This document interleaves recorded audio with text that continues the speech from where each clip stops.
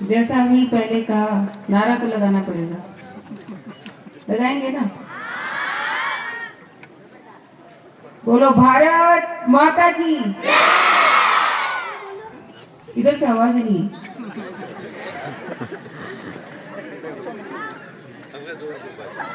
ये छोटे बच्चे हैं ना, इनकी ऊर्जा देखिए, कितनी ऊर्जा है। बच्चे बड़ों से सीखते हैं, हमको इनसे सीखने की जरूरत है। भारत माता की वंदे वंदे वंदे। धन्यवाद। नागनेश्वर माता की पवित्र धरा पर सबसे पहले मैं माँ शारदे के चरणों में नमन करती हूँ। आज ग्रामीण लोग उच्च माध्यमिक विद्यालय के वार्षिक समारोह में हमारे बीच में यहाँ उपस्थित, कहाँ से शुरू करें? सबसे पहले तो यहाँ इस स्कूल की प्रतिभा पंकज जी, जो आज अपने लिए बहुत गर्व की बात है, क्योंकि इसी विद्यालय से पढ़े, इस विद्यालय का नाम रोशन किया और आज यूथ अधिकारी के रूप में सेंट्रल गवर्नमेंट की तरफ से हमारे बाड़मेर जिले के अंदर अपनी सेवाएं दे रहे हैं। जोरदार तालियां बजाएं, ये हम सब के लिए बहुत गौरव की बात है। यहाँ के सरपंच साहब, अब इसमें लिखा है कि सरपंच साहब जेठाराम जी। अब जेठाराम जी सरपंच है क्या? नहीं है ना? देखो सब कह रहे नहीं है। सरपंच कौन है? अरे सबको, बच्चों को भी पता है, गुड्डी, वो यहीं पढ़कर गई थी। हाँ, अभी यहाँ स्टेज पर सरपंच के नाते उनको होना चाहिए था, हम उनका स्वागत करते। जेठाराम जी तो बिना ही उसके साफा वाफा पहन पुना के सज सुज के यहाँ बैठे। जहाँ पर भी हो, गुड्डी जो हमारी बच्ची है, वो यहाँ की सरपंच साहब उत्तमाराम जी। अब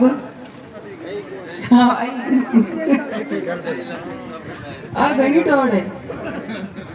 मैं सरपंच आपस आप बांधा, पंचायत समिति सदस्य बांधा, पर बाद में ठा पड़े है तो यूं बिना मतलब ही साफा पहने। साफा हकदार तो कोई और है जिसका घरे बैठा है।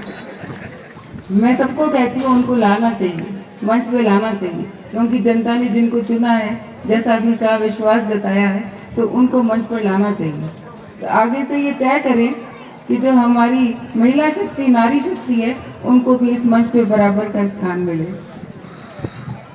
आदरणीय शंकरलाल जी, हेमाराम जी, विश्राम साहब, गला खराब होता जा रहा है।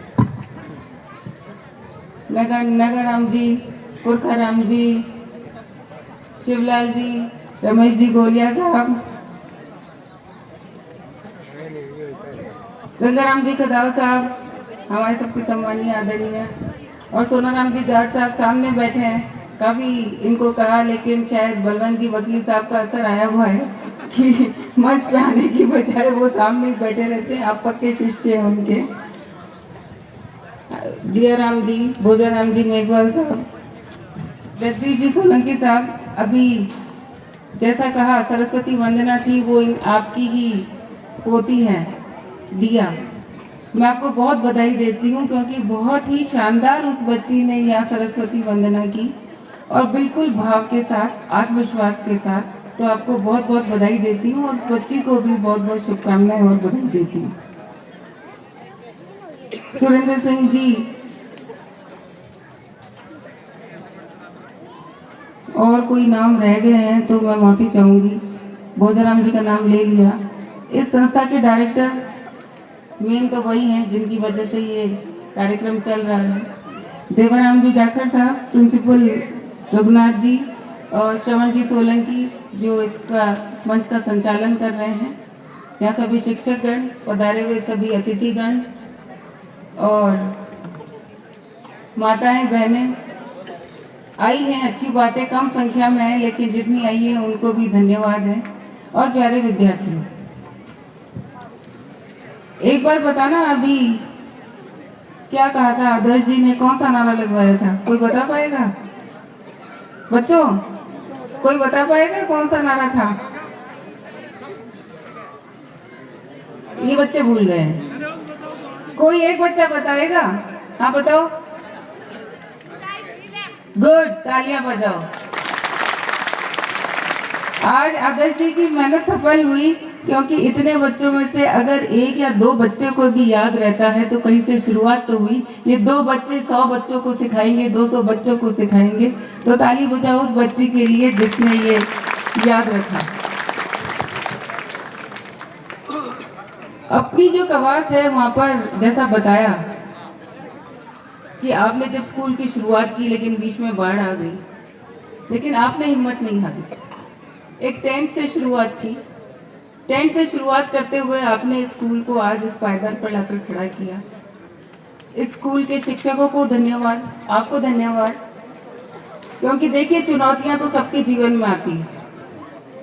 कोई ऐसा नहीं है जिसके जीवन में चुनौतियां ना हो, लेकिन कोई चुनौतियों से मुकाबला करे और अपने संकल्प पे डट कर चले तो कोई भी चीज असंभव नहीं है। और इसका परिणाम अपने सामने ये साक्षात है कि देवाराम जी ने हिम्मत नहीं हारी और तय किया था कि नहीं, मुझे बच्चों की शिक्षा के लिए कार्य करना है। तो आज ये स्कूल अपने अपने सामने है और यहाँ से बच्चे हर तरह की सेवाओं में जा रहे हैं। अभी आज के आधुनिक युग में समस्याएं नहीं हैं, चुनौतियां नहीं हैं। जब स्वर्गीय रामदास जी चौधरी साहब थे, स्वर्गीय गंगाराम जी चौधरी साहब जिन्होंने शिक्षा की शुरुआत की, तब अलग चुनौतियां थी, अलग तरह की समस्याएं थी और शिक्षा तो थी ही नहीं। लेकिन उनकी सोच थी कि उन्होंने शिक्षा पे काम किया कि जब तक हमारा बच्चा, किसान का बच्चा शिक्षित नहीं होगा वो आगे नहीं बढ़ सकता। तो ये जो सोच थी कि शिक्षा होनी चाहिए, वे उन्होंने शुरुआत की। और इसीलिए आज आप हो, मैं हूँ, इस मंच पे हम सब उसी कारण से हैं।